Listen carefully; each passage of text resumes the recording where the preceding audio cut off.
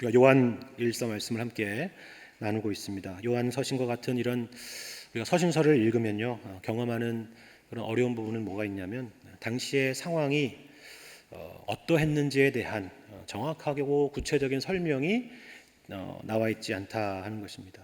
서신서는 복음서나 이런 사도행전과는 다른 장르이기 때문에 그렇습니다. 편지이기 때문에 그렇죠. 물론 그렇다고 해서 당시의 상황을 전혀 예상할 수 없는 것은 아닙니다. 서신서에는 분명히 주로 가르침이나 교훈들이나 어떤 명령들이 주로 주를 이루지만 결국 그러한 내용은 거꾸로 보자면 그러한 명령, 그러한 가르침, 그러한 교훈들을 주게 될 만한 배경을 갖고 있다는 것을 추적해 볼 수가 있기 때문에 그렇습니다. 오늘 본문의 말씀에서 특별히 적 그리스도에 대해서 이야기하고 있습니다. 성도들을 미혹했다가 떠났던 사람들에 대한 이야기를 하고 있습니다.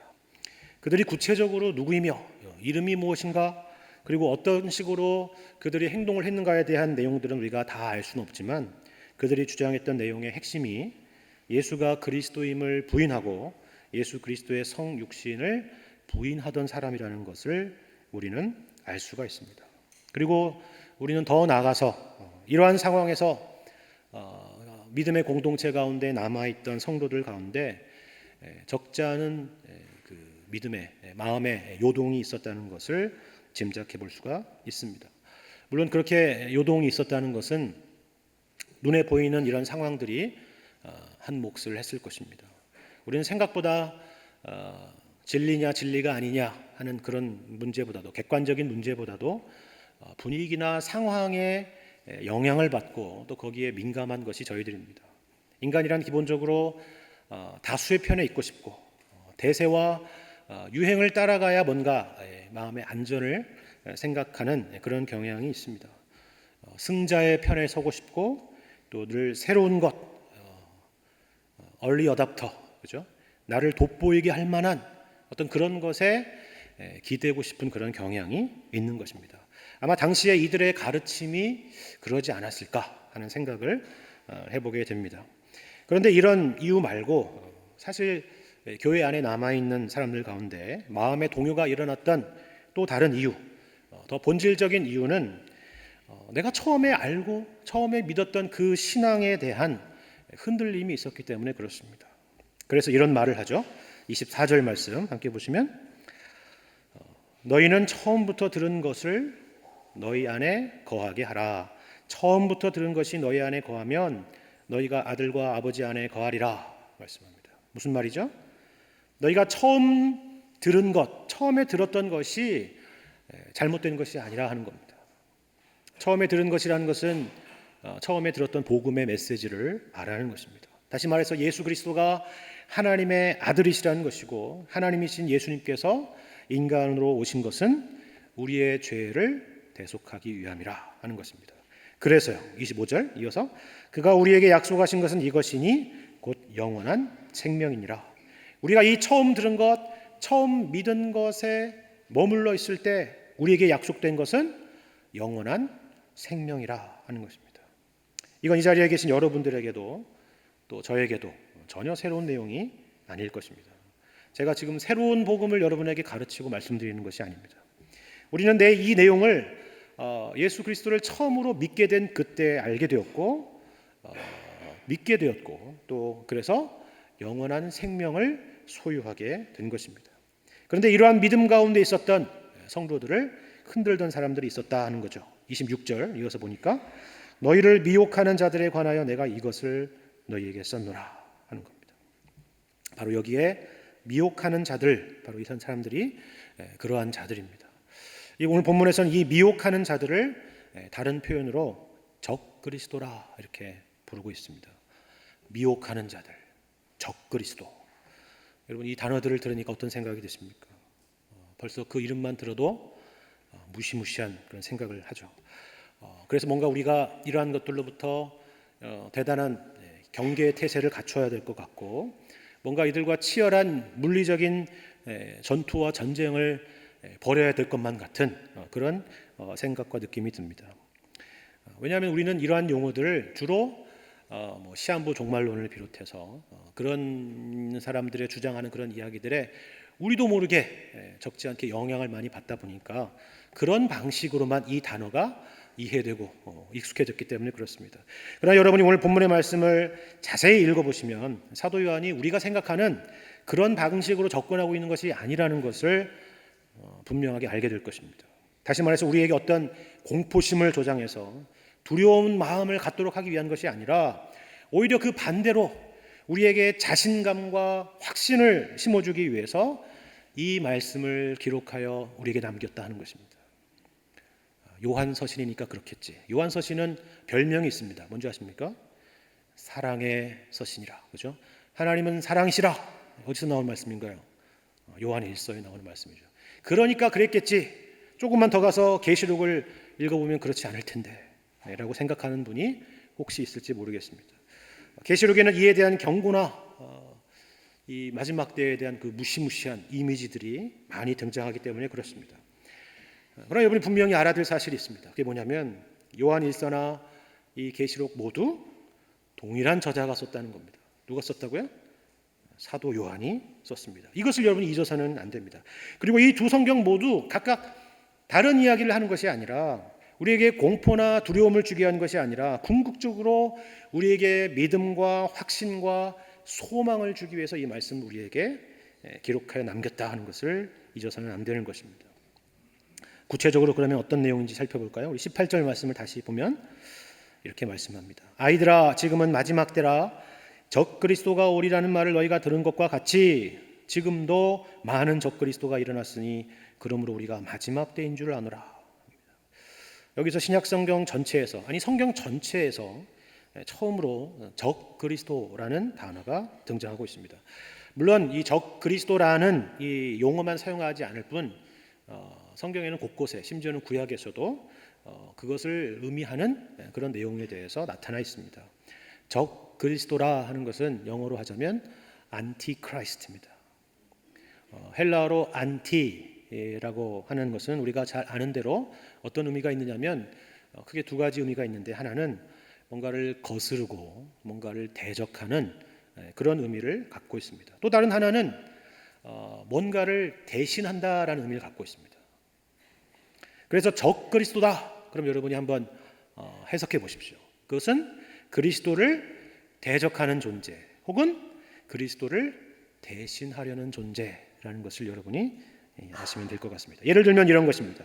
예수님께서 적그리스도에 대해서 이런 말을 하신 것이 있습니다. 마태복음 24장 말씀을 보면 많은 사람이 내 이름으로 와서 이르되 나는 그리스도라 하여 많은 사람을 미혹하리라 했습니다. 그렇죠? 그리스도를 대신하려는 존재. 그리고 사도 바울은 데살로니가 후서에서 이런 말씀을 합니다. 누가 어떻게 하여도 너희가 미혹되지 말라. 먼저 배교하는 일이 있고 저 불법의 사람 곧 멸망의 아들 적그리스도죠. 이들이 나타나기 전에는 그날이 이르지 아니하리니 그는 대적하는 자라. 신이라고 불리는 모든 것과 숭배함을 받는 것에 대항하여 그 위에 자기를 높이고 하나님의 성전에 앉아 자기를 하나님이라고 내세우니라. 여긴 두 가지 의미가 다 담겨 있다는 걸 확인할 수가 있습니다. 그래서 이런 내용들 때문에 우리가 역사적으로 보자면 과연 누가 적그리스도인가 하는 것에 대해서 많은 의견들이 있었습니다. 왜냐하면 그 시대가 마지막 때라고 생각했던 그 시대의 그리스도인들이 이 사람이 적그리스도다라고 생각했던 그런 적그리스도들이 있어 왔습니다. 누가 있을까요? 기독교가 아주 극심한 박해 가운데 내일이라도 곧 기독교가 말 그대로 박멸될 것 같은 그런 극심한 고통 가운데 있었던 상황에서 네로 황제가 바로 적그리스도라 이렇게 생각했던 시절도 있었습니다. 히틀러니, 무솔리니니, 스탈린이니, 모택동이니 이런 사람들이 적그리스도라고 가리키고 말하는 사람들도 있었습니다. 그리고 앞으로 어떤 사람이 이 궁극적인 적그리스도가 될 것인가 하는 것에 대한 여러 추측들, 여러 이야기들이 있기도 했습니다. 물론 그런 인물은 언젠가는 등장하게 될 것입니다. 그러나 지금 사도 요한이 오늘 본문에서 말하고 있는 관심은 그것에 대해서 말하고 있는 것이 아닙니다. 그 인물이 누구인가에 대한 어떤 개인의 특정적인 인물에 대한 관심이 아닙니다. 여기서 말하고자 하는 것은 그 날이 오기까지 등장하게 될 수많은 기독교 신앙을 어지럽히는 적 그리스도들에 대한 것입니다. 그러니까 앞에 말한 그런 적 그리스도라면 대문자 안티 크라이스트일 거고, 여기서 말하는 것은 그 시대가 오기까지 수많은 그러한 원리나 그러한 방식으로 기독교를 어지럽히는 적 그리스도를 얘기할 때는 소문자 안티 크라이스트하고 S를 붙이겠죠. 그런 사람들에 대한 것입니다. 기독교의 이름을 갖고 있으면서 기독교의 신앙을 왜곡해서 신자들을 미혹하는 그런 거짓 교사들이나 거짓된 가르침들을 가리키는 것입니다. 이와 같은 사람이죠. 22절을 말씀 보시니까 적 그리스도를 이렇게 설명합니다. 거짓말하는 자가 누구냐? 예수께서 그리스도이심을 부인하는 자가 아니냐? 아버지와 아들을 부인하는 그가 적 그리스도니라고 말하고 있습니다. 여기서 예수께서 그리스도이심을 부인한다라는 말은 예수님께서 참 하나님이시며 참 사람이시라는 성육신에 대한 교리를 부인한다 하는 의미입니다. 물론 우리가 잘 알다시피 우리가 이 땅에 존재하는 많은 지구상의 교회들이 교단이나 교파별로 우리의 인간의 연약함과 인간의 이해의 부족함 때문으로 인해서 발생하는 성경의 문제가 아니라 하나님의 문제가 아니라 우리의 연약한 이해의 문제로 인해서 발생하는 그런 신학적인 차이들이 분명히 있는 것을 우리는 잘 알고 있습니다. 세례를 줄 것이냐, 침례를 할 것이냐, 그런 걸 비롯해서 성화에 대한 이해랄지 여러 가지 다양한 교파별로 성경을 이해하는 방식들의 약간의 차이들이 있을 수는 있습니다. 하지만 지금 이 사도 요한이 말하고 있는 것은 그런 차원의 것이 아닙니다. 이 성육신에 대한 교리는 기독교 신앙의 핵심 중에 핵심인 것입니다. 여기에는 타협이 있을 수가 없는 것입니다. 어느 정도의 핵심이냐? 여러분 요한일서 5장 11절 12절 말씀을 보면 이런 정도의 핵심이라고 얘기합니다. 또 증거는 이것이니 하나님이 우리에게 영생을 주신 것과 이 생명이 그의 아들 안에 있는 그것이니라. 아들이 있는 자에게는 생명이 있고 하나님의 아들이 없는 자에게는 생명이 없느니라. 여기는 회색지대가 없습니다. 중간지대가 없습니다. 아들이 있는 자에게는 생명이 있고 아들이 없는 자에게는 생명이 없습니다. 우리의 생명과 관계된 것이기 때문에 그렇습니다. 단순한 어떤 미묘한 교리적인 차이를 이야기하는 것이 아니라 이것이 바로 그와 같은 기독교의 핵심적인 내용 중에 내용이라 하는 것입니다. 여러분 생각해 보시기 바랍니다. 물론 인간의 이해로 예수님의 성육신을 설명할 길은 없습니다. 한 인격의 신성과 인성이 동시에 존재하는 그런 존재라는 것은 피조물 가운데 존재한 적이 없었기 때문에 그렇습니다. 그래서 초대교회 당시에는 수없이 수많은 기독교의 신학자들과 목사들과 고민을 해서 이것을 어떻게 구체적으로 이해될 것인가. 왜냐하면 그러한 이단들이 수없이 등장했기 때문에 고민을 했었던 것입니다. 그러나 how라는 질문을 하면서 고민했던 것이 why라는 질문을 하면서 해결이 되었습니다. 바로 이런 것이죠. 왜 예수님이 인간의 몸으로 오셔야만 했는가 하는 것을 생각해 본다면 그 이유는 너무나 자명하고 분명해지는 것입니다. 그것은 바로 인간인 우리의 죄를 대속하기 위함입니다. 만약 예수님께서 우리와 성정이 같은 그런 인간의 모습으로 이 땅에 오셔서 고난을 당하시고 죽으시고 부활하신 것이 아니라면 우리는 여전히 죄 가운데 있을 것입니다. 우리는 여전히 지옥의 자식들이 되었을 것입니다. 그러나 예수님이 우리와 같은 인간으로 오셨기 때문에 우리가 속죄함을 받고 우리가 깨끗함을 받게 된 것입니다. 이것이 바로 앞서서 그 아들 예수의 피가 우리를 모든 죄에서 깨끗하게 하실 것이라. 그는 우리를 위한 화목 제물이라라고 말씀한 바로 그 이유인 것입니다. 그러나 적그리스도들은 이러한 잘못된 가르침들로 성도들을 미혹했던 것입니다. 그들이 무식해서 그랬느냐? 그렇지 않습니다. 도리어 이런 주장을 하는 분들을 여러분 잘 보시면 똑똑한 분들이 많이 있습니다. 특히나 기독교 신앙을 인간의 이성에 이해되는 것으로 제한해야 된다는 그런 계몽주의 시대 이후로 이러한 가르침은 기독교 교회 안팎으로 수없이 많이 있었고 급속히 확산되었다는 것을 우리가 잘 알고 있습니다. 예수를 부정하는 것이 아닙니다. 예수는 최고의 스승이고 예수는 성인 중에 한 명이라 얘기하기도 하죠. 예수를 부정하는 것이 아니라 예수가 그리스도인 것을 하나님의 아들이신 것을 부인하는 것입니다. 그러면 우리는 반대로 무식해서 말도 안 되는 것들을 믿고 있느냐? 물론 그것은 아닙니다. 오늘 21절 말씀 다시 보시면 이렇게 말씀합니다. 내가 너희에게 쓰는 것은 너희가 진리를 알지 못하기 때문이 아니라 알기 때문이요 또 모든 거짓은 진리에서 나지 않기 때문이라. 그것은 우리가 말도 되지 않는 이야기 때문에 우리가 믿는 것이 아니라 그것이 진리이기 때문에 믿는 것입니다. 우리가 가지고 있는 것은 나는 이것을 믿고 당신은 그것을 믿죠 라고 하는 것이 아니라 그것이 진리라는 것이 확신이 들기 때문에 우리가 믿기 때문에 믿는다 하는 것입니다. 그렇다면 우리가 그것이 어떻게 진리라는 것을 알게 됐느냐? 우리는 그것이 진리라는 것을 확인하는, 찾아내는 그런 남다른 탁월함이 우리에게 있어서냐? 그렇지 않다 하는 것이죠. 이렇게 말씀하고 있습니다. 20절 말씀, 너희는 거룩하신 자에게서 기름 부음을 받고 모든 것을 아느니라. 27절도 보십시오. 너희는 주께 받은 바 기름 부음이 너희 안에 거하나니 아무도 너희를 가르칠 필요가 없고 오직 그의 기름 부음이 모든 것을 너희에게 가르치며 또 참되고 거짓이 없으니 너희를 가르치신 그대로 주 안에 거하라 말씀합니다. 우리가 예수가 그리스도시요 하나님의 아들이시라는 것, 우리를 죄에서 구원하신 분이시라는 것, 그분만이 우리의 진리요 생명이라는 것을 알게 된 것은 우리에게서 난 것이 아니라 하나님이 우리를 그것을 알게 하시고 믿게 하신 것이라 하는 것입니다. 여러분이 잘 아는 마태복음 16장 말씀에 제자 베드로가 예수님에 대한 신앙 고백을 이렇게 하죠. 주는 그리스도시요 살아계시는 하나님의 아들이십니다. 그래서 예수님이 베드로를 칭찬하시고 너는 누구한테 배웠느냐? 똑똑하구나. 이랬습니까? 그게 아니죠. 이를 알게 하는 이는 내가 아니요 하늘에 계신 내 아버지시니라. 그와 같은 것입니다. 그래서 여기에는요 독특한 표현이 있다는 걸 여러분이 발견하게 될 것입니다. 그게 뭐냐면 기름 부음이라는 것입니다. 도대체 기름 부음이라는 게 뭐냐?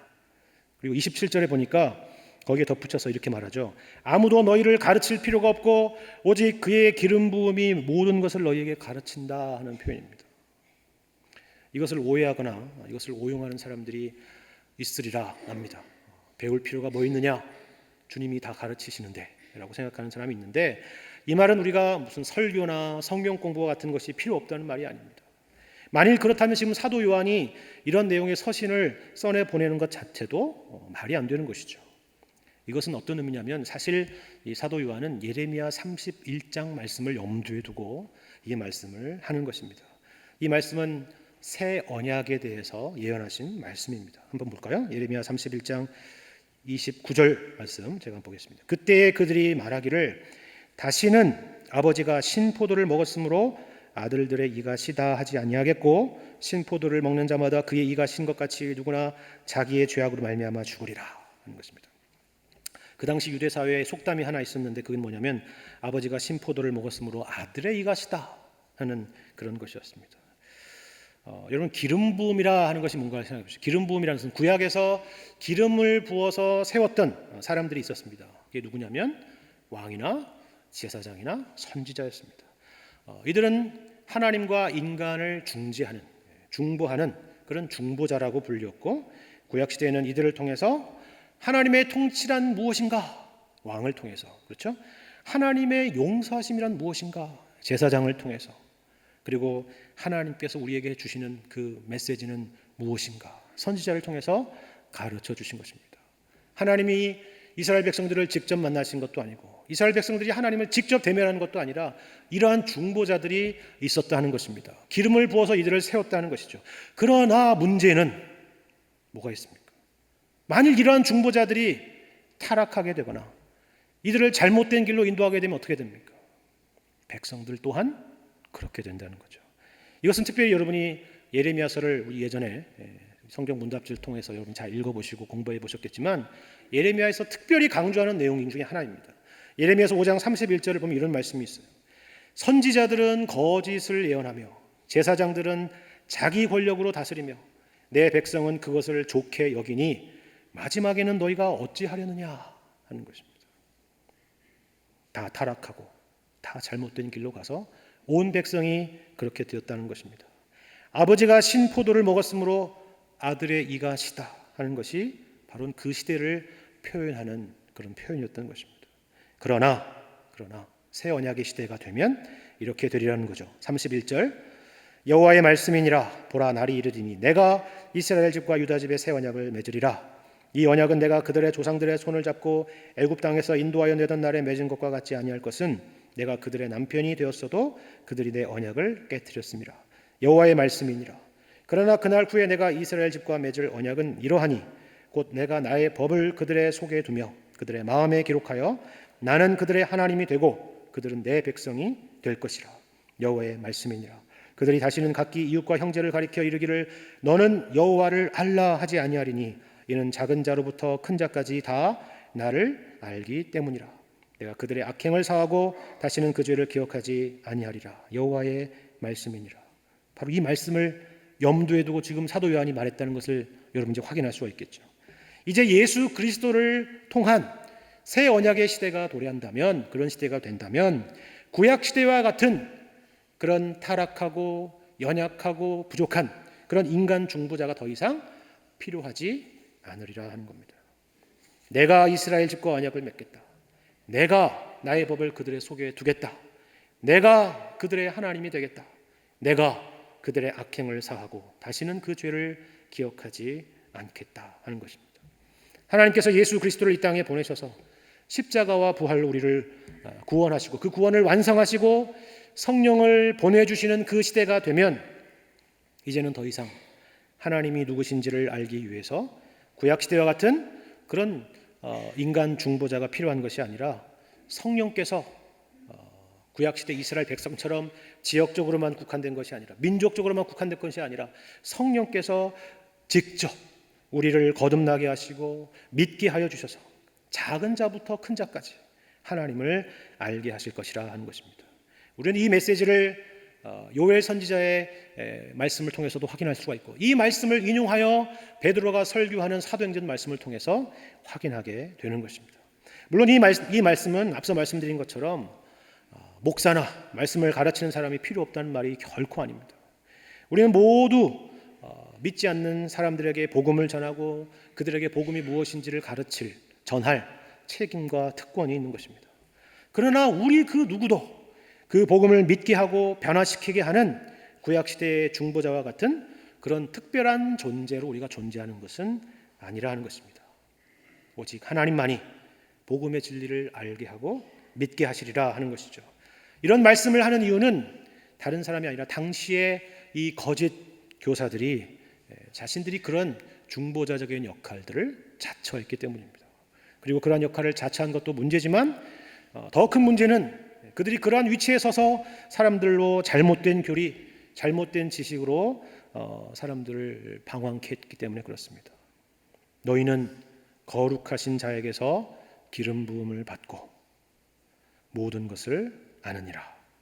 우리에게 특별한 교사, 특별한 가르침이 필요한 것이 아닙니다. 여러분 생각해 보시기 바랍니다. 여러분이 처음 예수를 믿게 되었을 때 그 복음을 전했던 사람, 그 복음을 가르쳤던 사람이 굉장히 탁월하고 훌륭하고 신학 박사라서 그 논리에 항복된 사람은 아마 아무도 없을 것입니다. 우리가 연습하는 전도 훈련이라는 것도 마찬가지죠. 그 전도 훈련이 무엇이든지 간에 어떤 내용이든지 간에 여러분 생각해 보시기 바랍니다. 우리는 그걸 외우느라가 너무 힘들었던 기억밖에 없습니다. 그렇죠. 저도 사형리를 열심히 공부하고 배우고 외운 적이 있었는데 지금 돌이켜 보면 사형리 중에서 기억나는 것은 제일 1원리밖에 없습니다. 그런 기억밖에 없습니다. 말할 때 내가 이 외운 거를 다 못하면 어떡하나, 실수하면 어떡하나, 틀리면 어떡하나, 이런 조마조마한 마음을 가지고 사람들을 만났을 것입니다. 그런데 놀라운 것은 어떤 겁니까? 그 중에 어떤 사람이 그 어눌한 나의 복음의 메시지를 듣고 받아들이고 믿게 되는 것입니다. 여러분 이걸 경험하고서 그럼 그렇지, 나는 역시 탁월한 사람이고 훌륭한 복음 전도자라 이렇게 생각하는 사람이 있겠습니까? 그렇지 않습니다. 그런 것입니다. 우리가 내용 없이 복음을 전해야 된다는 말도 아니고 설교나 성경 공부가 필요 없다는 말도 아닙니다. 열심히 공부하고 열심히 연습하고 열심히 우리는 하나님의 복음을 전해야 됩니다. 그러나 나의 어떤 탁월함이나 나의 열심이 누군가를 믿게 하는 그 결과를 만들어내는 것이 아니라는 것을 항상 기억해야 하는 것입니다. 주님이 하시는 일입니다. 교회에서 배우지 못한 거, 그동안 교회에서 들어보지 못한 거, 새로운 거를 가르쳐 주겠다. 그것도 무료로 가르쳐 주겠다 하는 그런 사람이나 그런 모임에 미혹되지 마시기 바랍니다. 그런 모임은요, 제 경험상 혹은 간접 경험상 100% 이단 아니면 사입입니다. 보통 이 교회나 복음이라는 단어에 새 것 혹은 참된 것 이런 것을 들어간 그런 교회나 그런 복음은 조심해야 됩니다. 물론 이 필라에 있는 참된 교회를 말하는 것은 아닙니다. 그러나 뭐 새 교회, 뉴 처치, 우리 저기 가면 있잖아요. 뉴 처치, 뭐 새 복음, 뭐 참 복음, 진짜 복음, 이런 거 얘기하는 거 조심하셔야 됩니다. 그런 거는 없습니다. 복음이라는 것에는 그 어떤 수식어도 필요한 것이 없기 때문에 그렇습니다. 우리가 처음 들은 것, 우리가 처음 믿었던 것, 거기에 있어야 합니다. 새로운 것, 특별한 것, 듣지도 보지도 못했던 것, 이런 것에 우리가 미혹되어서는 안 되는 것입니다. 이러한 거짓 교사들이나 미혹하는 자들이나 적그리스도는 주님 오시는 그날까지 그 모양과 형태만 달리할 뿐 계속적으로 등장하고 또 나타나게 될 것입니다. 그러나 사도 요한이 말하죠. 놀라지 말라, 당황하지 말라 하는 것입니다. 사도 요한의 이 여유와 이 확신에 찬 언어를 여러분이 확인해 보시길 바랍니다. 다시 18절 말씀을 읽어보면, 아이들아, 지금은 마지막 때라. 적그리스도가 오리라는 말을 너희가 들은 것과 같이 지금도 많은 적그리스도가 일어났으니 그러므로 우리가 마지막 때인 줄 아노라. 그렇죠. 성경에서 마지막 때라 함은 예수님의 초림부터 재림까지의 기간을 말합니다. 예수님께서 이미 십자가와 부활로 승리하셨고 우리는 그 구원과 승리가 우리에게 온전히 경험될 날을 기다리는 그 기간, 이 마지막 때에 우리는 지금 살아가고 있습니다.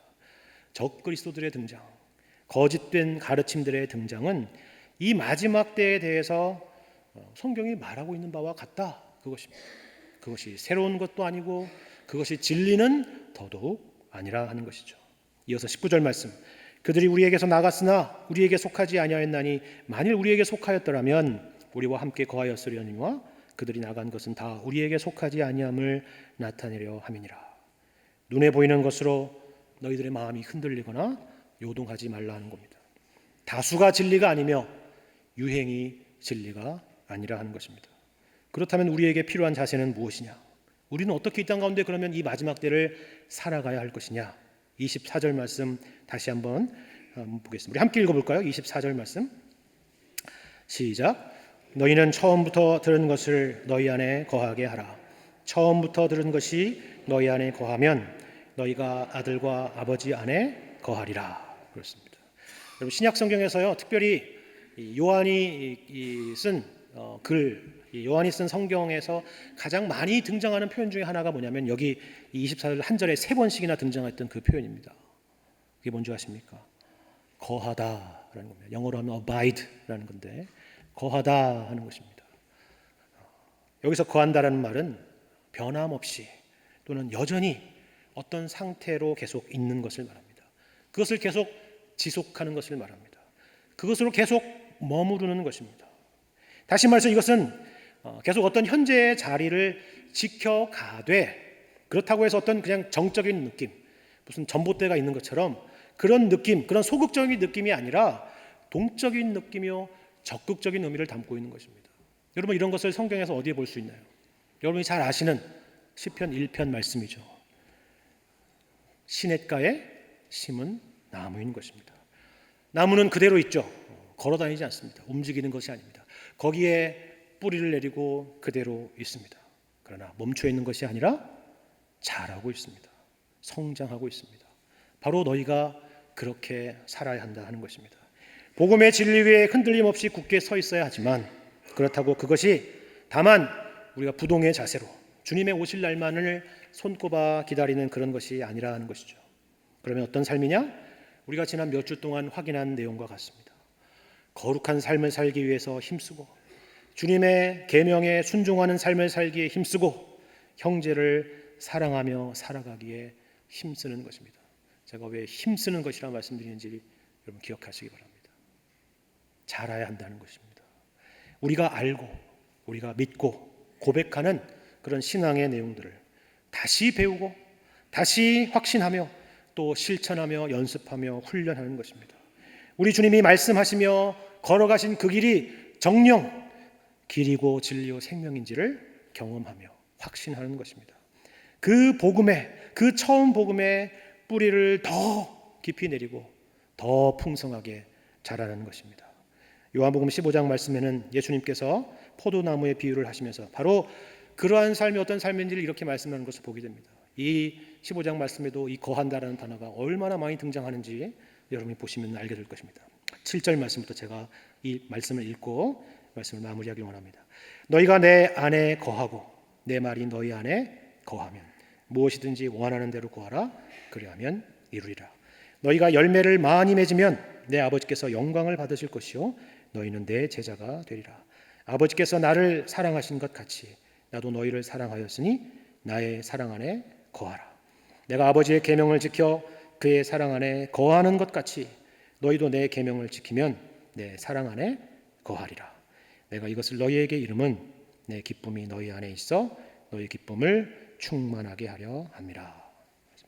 우리가 처음 들었고 처음 믿었던, 우리가 처음 확신했던 그 진리의 복음의 말씀을 항상 기억하시고 그 말씀 가운데 거하시며 그래서 주님이 말씀하신 이 은혜와 기쁨이 우리의 모두의 삶에 충만하게 되시기를 주님의 이름으로 간절히 축원합니다. 함께 기도하겠습니다.